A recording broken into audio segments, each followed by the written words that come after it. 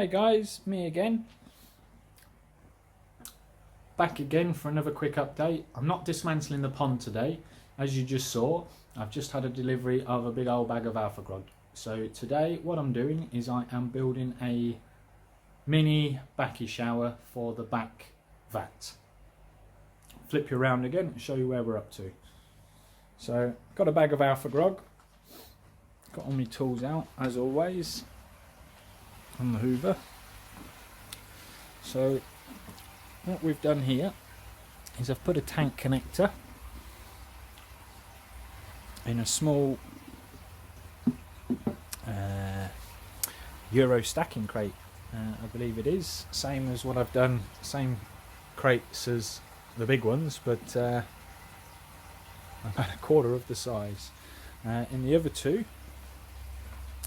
I have pre-drilled lots and lots of holes. They do look a bit random, but that's because on the bottom is all the support system, I guess. So, oh, I've missed a triangle. Oh, better get the drill bit back out. But yeah, I've done 6.5mm holes all throughout. The pump that's in the vat down there is only a 4,500 litre pump. So I think with that amount of holes, that should be absolutely fine. They've just been fed. God, I've nearly eaten it all already. It's a bit green in there at the minute. It's only got a 9 watt UV on this one. But yeah, they're all looking happy because it has got a tad of nitrite in there. I have been doing an awful lot of water changes, and it is still heated. I think we're at 20 odd degrees still at the minute, so they are actually growing really fast in there. So I best get cracking on building this new pond. But yeah, my back's a bit sore today. So yeah, we're still at the same place as we was yesterday, but we're getting there with all the rain we keep having though. It's keeps filling back up. So yeah, I might take the liner out today if I get a chance once I've finished this. But yeah, that bag of alpha grog will easily fill all 3 of these up. Anything that's left over, I've still actually got a bit of room in the top section of that one, so I may just, well, I will just chuck the rest in there. So on here we've got one of them that's going to go in there. I can't really remember what you call these. Get that in there nice and tight. That'll be I'm not going to solvent weld it in there because as you can see, I've already put an awful lot of silicone around there, because these tank connectors for some reason didn't come with any gaskets. So yeah, we've had to get the old HA6 out. I've always got a couple of tubes of this kicking about. It's not the best silicone in the world for ponds, but it does the job for things like this. I wouldn't use it on a bottom drain or a window, but it certainly works for things like tank connectors and that kind of thing.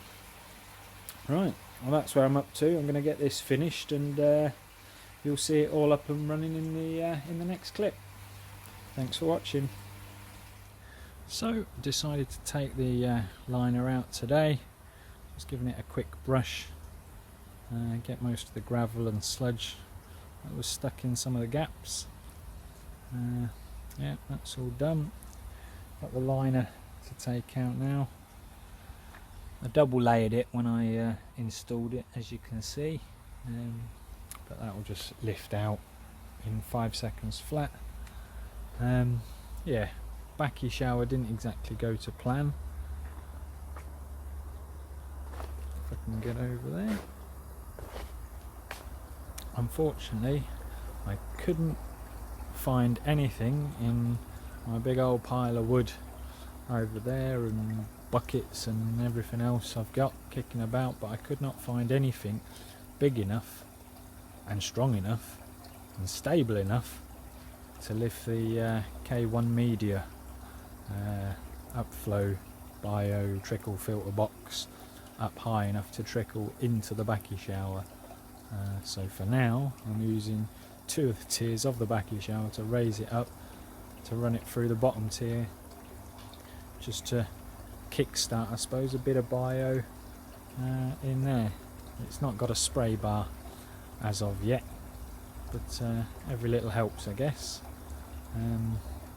Just got to shut the electrics before it rains again. But yeah, not to plan, but like Andy will always say, every day's a school day. But yeah, at least I can kickstart it, ready for when I build my proper quarantine / grow on tank. Where that's going to be, obviously I will design it so I can use that Bakki shower. I won't be using that upflow filter. What I'll be using is the large pressure filter that's currently on that system, and then run that into there. But the flow's pretty much perfect coming out of the spout.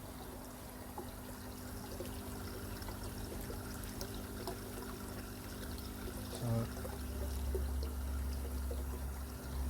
I mean, obviously it is raised out of the water a little bit, not a lot. I mean, that's going up by about a foot, pumping into the bottom of there, and then obviously pushing the water up another, say, foot. So it's only 2 foot out to the water, so it must be close to 4,000 litres an hour, I would have thought, being a 4,500 litre pump. But I think what I'm gonna do, because I don't think the pump that's in there can be installed externally, because I am going to have a bottom drain on the quarantine tank. That's obviously going to be living in there. But yeah, I have a bottom drain on that, so what I'm thinking is if I get a 10,000 vari pump, can then knock it down to the right sort of flow to make it look like that, and then that can be installed externally after the bottom drain. Yeah, I'm just going to rip that out and fold that up, roll that up. It's not the best liner in the world, but there's certainly no leaks in it, so I mean, if anybody wants it, can have it for free. Drop me a message. It's not the biggest, probably about 3 meters by 3 meters, I would have thought. Maybe a tiny bit bigger than that, but yeah, be ideal for someone for a waterfall or a small nature pond, something like that. So yeah, if anybody wants it, drop me a message. But you can see now that under there it was double skinned, the wood as well. I stapled a load of old carpet that I ripped out of the living room all the way around the edge, just for, as I didn't have any insulation. Thought, well, bit of carpet, double thickness of wood, it'll help. Plus obviously it had the 1.5 foot of flower bed all the way around, so it was well insulated. I've still got the rest of the carpet up there, but yeah, I won't be using carpet this time, so I can finally take that down the tip. Don't know why I kept it, to be honest, but you know, we do things. But yeah, getting there, just block that end off to stop the dog getting in and going under there. I've still got all them cables to sort out yet. Just put a old block of wood there as well to stop her going down there. But yeah, well, that's it for now. I'll come back to you again on the next update. Thanks for watching. Hey guys, back again. Show you where we're up to. I'll just spin you around. Carpet's out. You can now see the poor job I did first time round. No, it's not too bad for a first attempt at a first pond, but since becoming self-employed I've built a fair few ponds now, and certainly wouldn't do another one like this, but then this was done 7 odd years ago. But yeah, you can now see the all the brackets that I've put on for extra support. Obviously they're bolted into these posts as well. That's most of the brackets I've taken off so far. There's a fair few of them, but there's actually more than that. There's 4 more corner braces on the sleepers, and 1, 2, 3, 4, 5, 6 more of the flat brackets helping keeping the sleepers together. So yeah, there was certainly a lot of brackets to take off, but yeah, as I say, it was built to last. I mean, it's still absolutely solid as a rock. Probably would have lasted another 10 years or so. I mean, none of the wood's rotten. There's a few spots of mould in places where it's got a bit damp underneath, but then I've always just drained the water onto the edge of the grass there, so it soaks up, I suppose, from the bottom and keeps soaking up. But yeah, get this dismantled this afternoon. It's quite a sunny day, to be honest, for a Saturday afternoon this time of year, but yeah, I'm sure it won't be like this for much longer. Yeah, everything else is doing okay. Oh, that's the carpet that I pulled out and rolled up. Just went all the way around the edge. You see a pile of underlay there to go as well. The old pond liner is behind a chair over there. So yeah, get this dismantled this afternoon, and then I can start working out where I'm going to put the concrete supports for the sleepers. I've got the concrete in my storage bin. I just need to get some ballast for that. I don't know how deep I'm going to do it yet. I think I might use the old cladding of the decking. I mean, what's that? That's 3-inch decking. It doesn't really matter if the concrete cracks, so I'm not going to be rebarring it or anything, because it's not designed to support the weight. That is solid clay down there. Plus I'll be whacker plating it with my tamper anyway. So yeah, the concrete's not there to take the weight, it's there to keep the sleepers off the soil. So yeah, the odd crack won't matter at all. In fact, it will actually help the water drain. So yeah, I think 3 inches will be fine. I'm actually going to raise it raise the concrete just above the soil level, or clay level, and that way the sleepers will stay nice and dry, and yeah, be all good. I'd just be glad to be able to put the fish all back in the main pond, or at least the ones in there. As I say, I'm not going to chuck these ones back in there straight away unless I'm 100% sure that they're all healed up and all the bacteria problems with those fish are gone. There's 5 koi in there at the minute,